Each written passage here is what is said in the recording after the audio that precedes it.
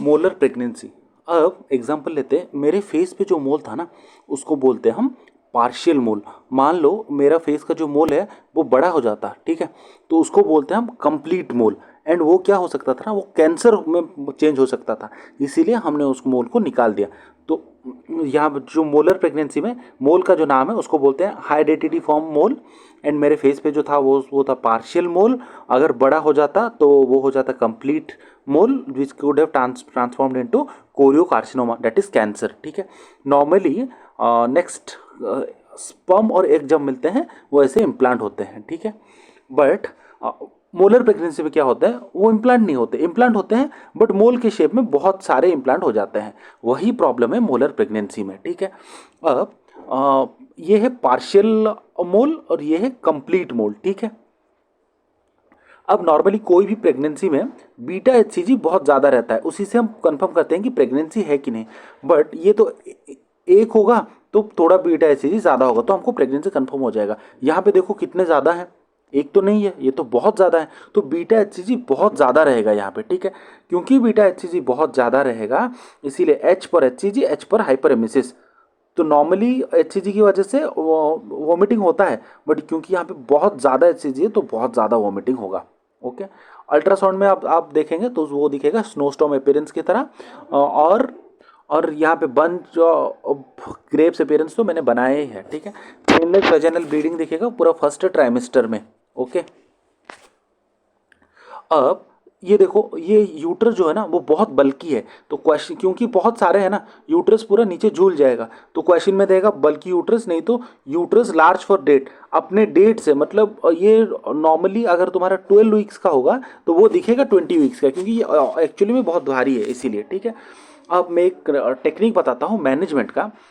Partial मोल जो है ना, पार्शियल मोल में क्या करना है ना, इसको डायलेट करो एंड एक स्पून के टाइप का चीज आता है उससे कुरेदना है, कुरेद के ये सबको बाहर निकाल देना है ऐसे, तो उसको बोलते हैं डायलेशन एंड कुरेटाज, डीएनसी।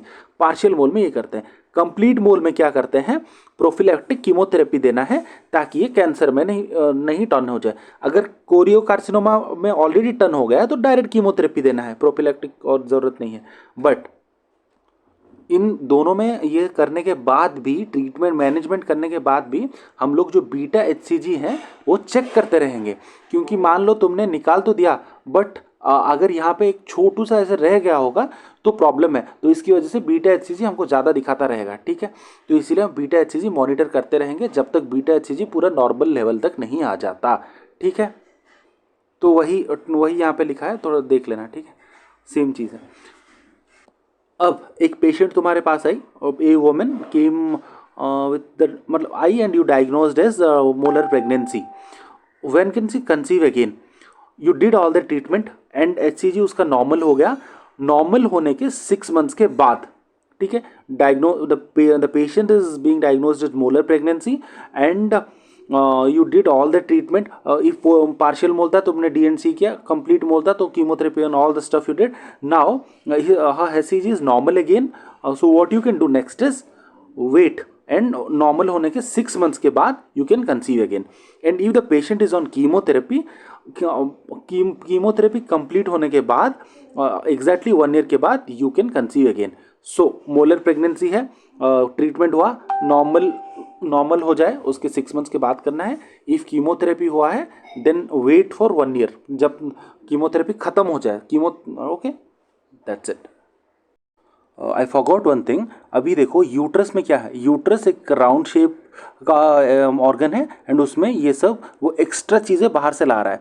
अभी ओवरी उसको बोलेगा तू बाहर से बहुत चीज़ें ला रहा है, I will also bring my friends and I will keep here, and वो यहाँ पे ऐसे रखेगा सिस्ट्स को बहुत सारे, जिसको हम बोलते हैं लार्ज थीका ल्यूटिन सिस्ट्स, ठीक है।